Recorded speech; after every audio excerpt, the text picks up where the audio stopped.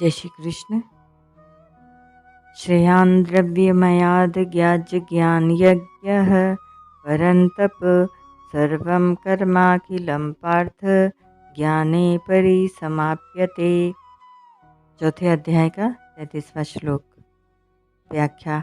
श्रेयान् द्रव्यमयाद् ज्ञाज्य ज्ञान यज्ञः परन्तप जिन यज्ञों में द्रव्यों, पदार्थों तथा कर्मों की आवश्यकता होती है वे सब यज्ञ द्रव्यमय होते हैं।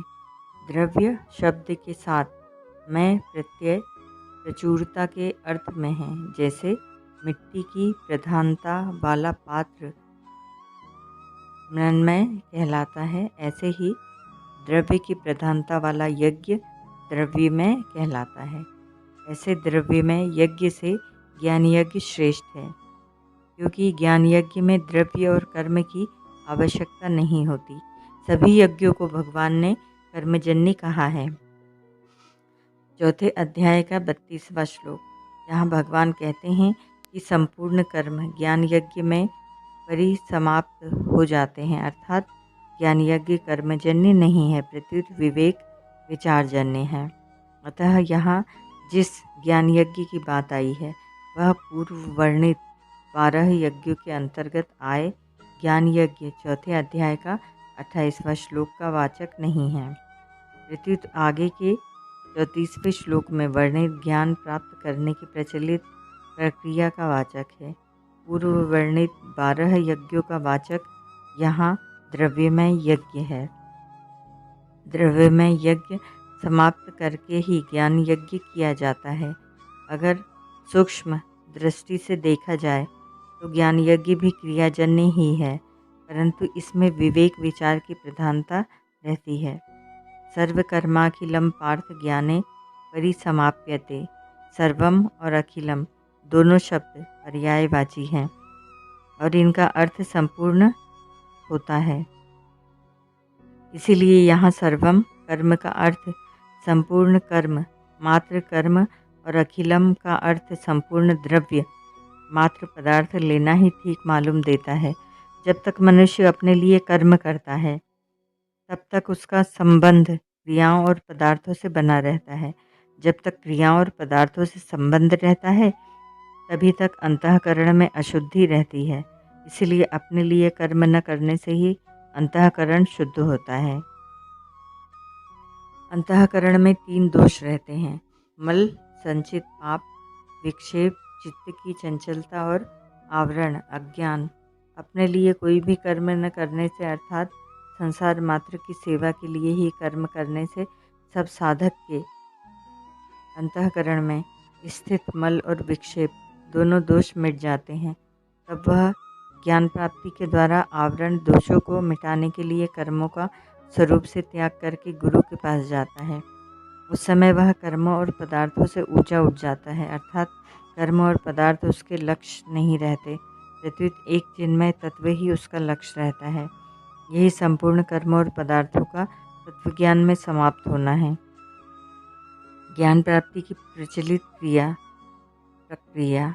शास्त्रों में ज्ञान प्राप्ति के 8 अंतरंग साधन कहे गए हैं: विवेक, वैराग्य, समाधि, षट संपत्ति, शम, दम, श्रद्धा, उपरति, तितिक्षा और समाधान। मुमुक्षुता, श्रवण, मनन, निधिध्यासन और तत्व पदार्थ संशोधन। इनमें पहला साधन विवेक है। सत और असत्य को अलग अलग जानना विवेक कहलाता है। सत असत को अलग अलग जानकर असत का त्याग करना अथवा संसार से विमुख होना वैराग्य है। इसके बाद समाधि, षट संपत्ति आती है। मन को इंद्रियों के विषयों से हटाना शम है, इंद्रियों को विषयों से हटाना दम है।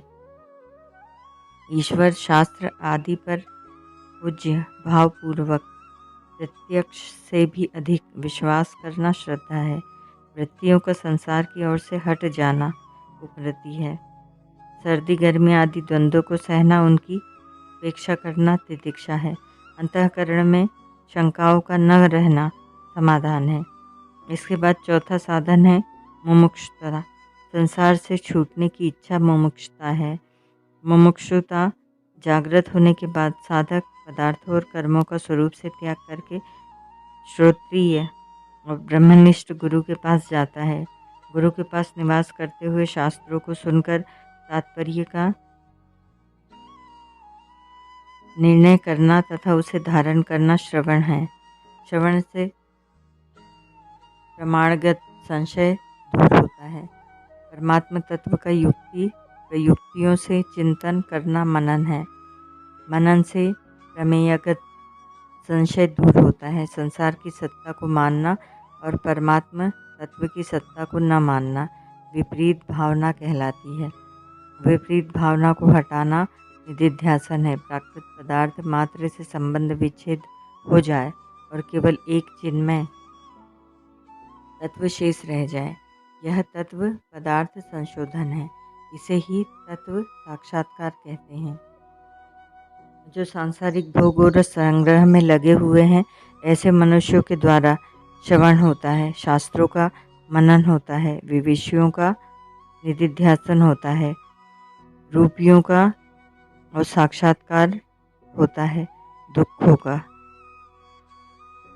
विचार पूर्वक देखा जाए तो इन सब साधनों का तात्पर्य है असाधन अर्थात असत्य के संबंध का त्याग। त्याज्य वस्तु अपने लिए नहीं होती, पर त्याग का परिणाम तत्व साक्षात्कार अपने लिए होता है।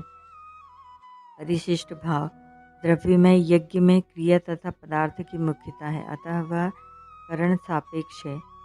ज्ञान यज्ञ में विवेक विचार की मुख्यता है, अतः वह करना निरपेक्ष है। इसीलिए द्रव्यमय यज्ञ से ज्ञान यज्ञ श्रेष्ठ है। ज्ञान यज्ञ में संपूर्ण क्रियाओं और पदार्थों से संबंध विच्छेद हो जाता है, अर्थात तत्व ज्ञान होने पर कुछ भी करना जानना पाना शेष नहीं रहता, क्योंकि एक परमात्मा तत्व के सिवाय अन्य सत्ता ही नहीं रहती। ओम तत्सत।